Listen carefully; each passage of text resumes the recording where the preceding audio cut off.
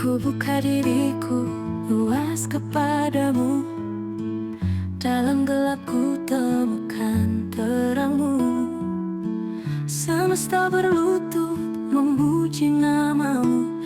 Jiwaku terisi bagian baru. Di setiap langkahku menyebut namamu.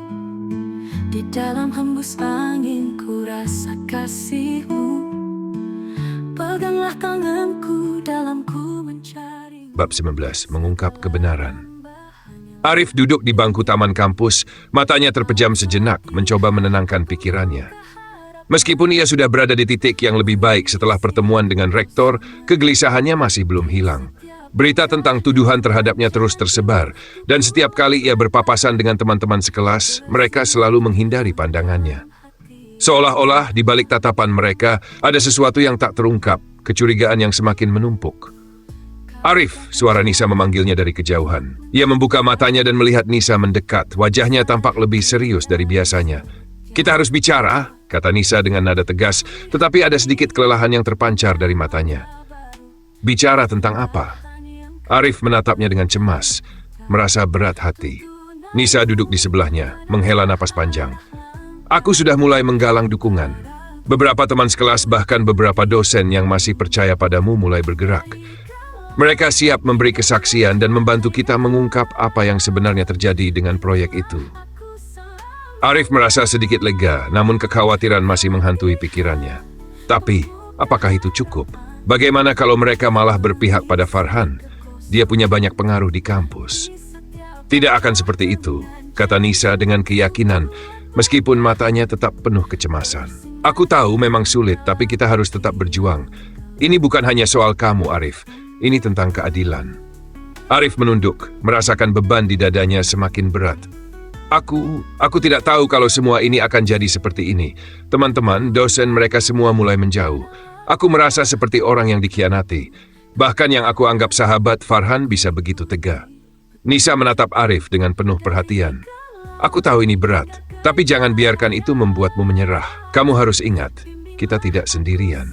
Kita punya banyak orang yang masih mempercayai kebenaran."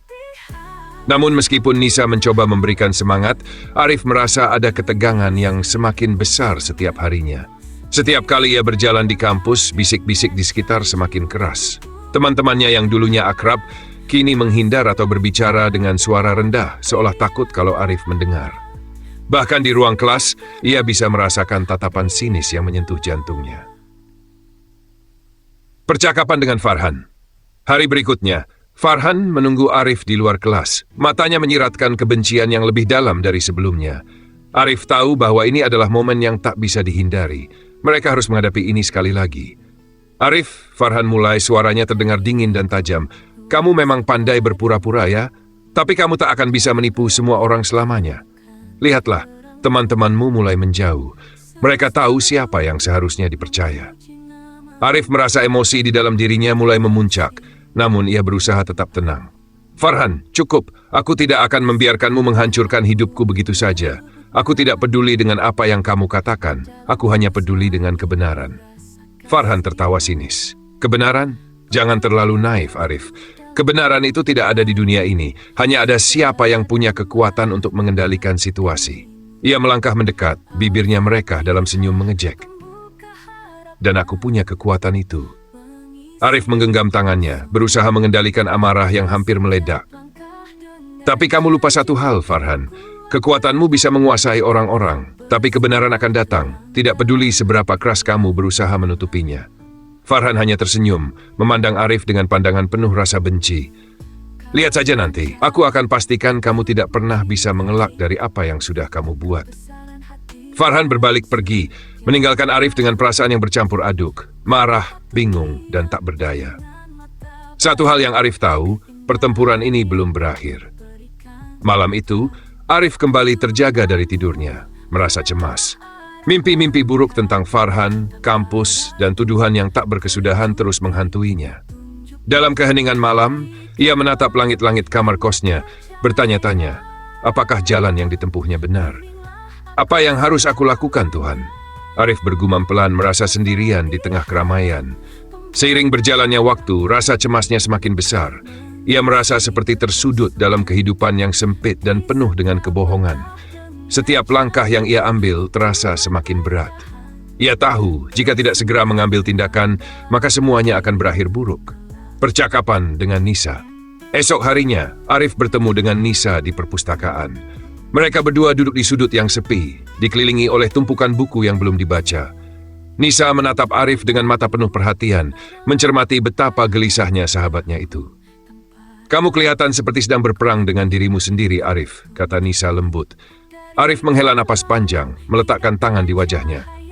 "Aku merasa seperti terjebak dalam kebohongan yang semakin besar. Setiap orang sepertinya sudah memutuskan bahwa aku bersalah. Bahkan teman-teman yang dulu ada untukku sekarang menjauh. Aku tidak tahu harus bagaimana lagi." Nisa menggenggam tangan Arif dengan penuh keyakinan.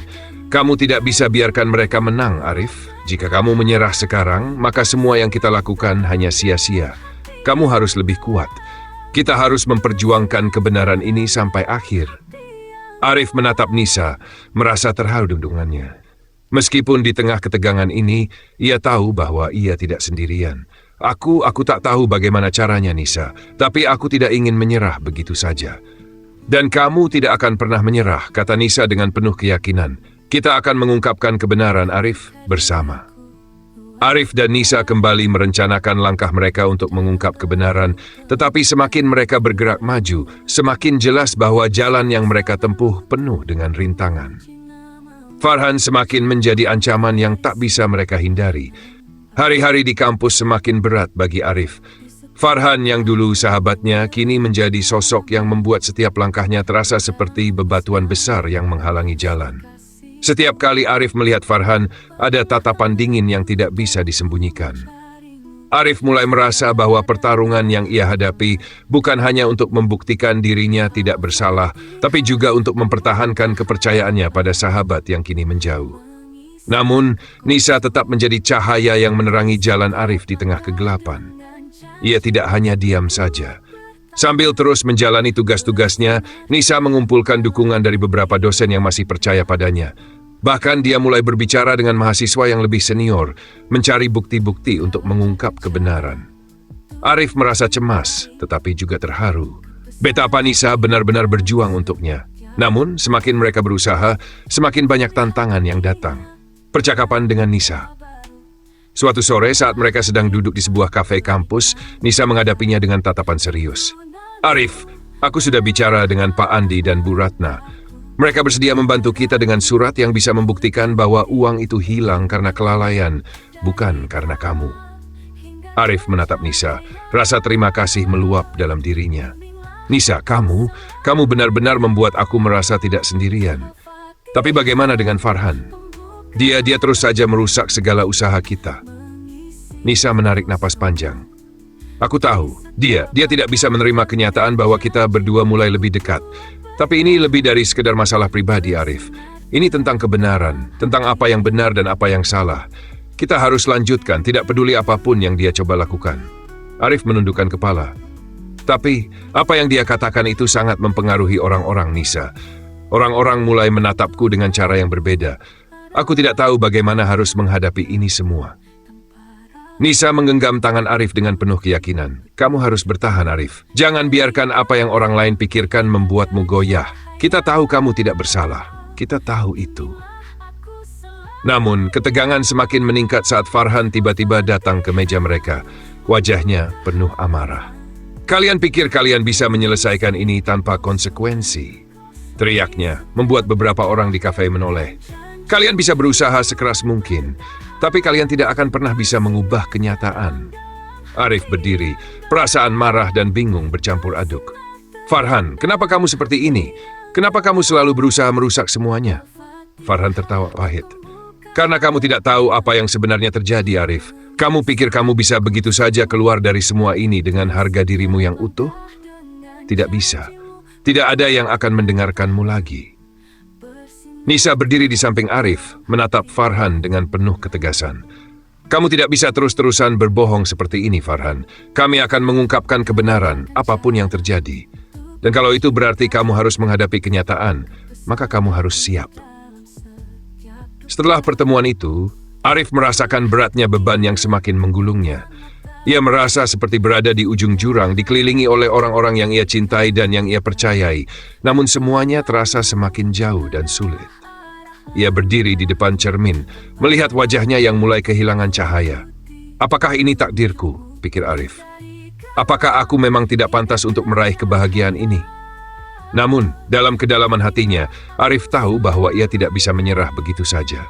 Ada sesuatu yang lebih besar dari sekedar tuduhan dan fitnah yang sedang mengelilinginya. Ia harus berjuang untuk dirinya sendiri, untuk Nisa, dan untuk kebenaran. Tertawa di tengah kegelapan. Meskipun beban di pundaknya terasa semakin berat, humor kadang-kadang hadir di tengah kegelapan. Suatu malam, saat mereka berdua sedang duduk di taman kampus setelah kuliah, Nisa mencoba meringankan suasana. Arif, kata Nisa sambil tersenyum nakal. Kalau kamu berhasil keluar dari semua ini, aku pikir kamu bisa jadi detektif swasta. Siapa tahu, nanti kamu bisa menyelesaikan kasus-kasus besar di luar sana. Arif terkekeh pelan, meskipun hatinya terasa sesak. Aku tidak tahu, Nisa. Aku rasa aku lebih cocok jadi tukang kebun di taman kampus ini. Bisa menghindari masalah, tapi tetap menjaga keindahan. Nisa tertawa. Oke, tukang kebun atau detektif, yang penting kamu tetap kuat, Arif. Mereka berdua tertawa dalam hening, di tengah-tengah dunia yang seakan berbalik menentang mereka. Namun di tengah ketegangan dan masalah yang terus-menerus datang, Arif merasa sedikit ringan. Mungkin, hanya mungkin, ada harapan di ujung jalan yang gelap ini. Keesokan harinya, kabar baik datang. Pak Andi dan Bu Ratna berhasil memberikan kesaksian yang mendukung Arif. Dan ada bukti baru yang mengarah pada siapa yang sebenarnya bertanggung jawab atas pencurian dana tersebut.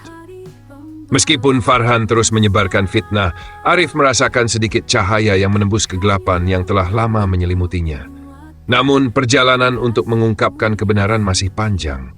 Dan Arif tahu apapun yang terjadi, ia harus tetap bertahan untuk dirinya, untuk Nisa, dan untuk masa depannya yang penuh harapan. Puji bagimu, Tuhan seluruh alam semesta. Limpahkan rahmat pada kami, Maha Pengasih.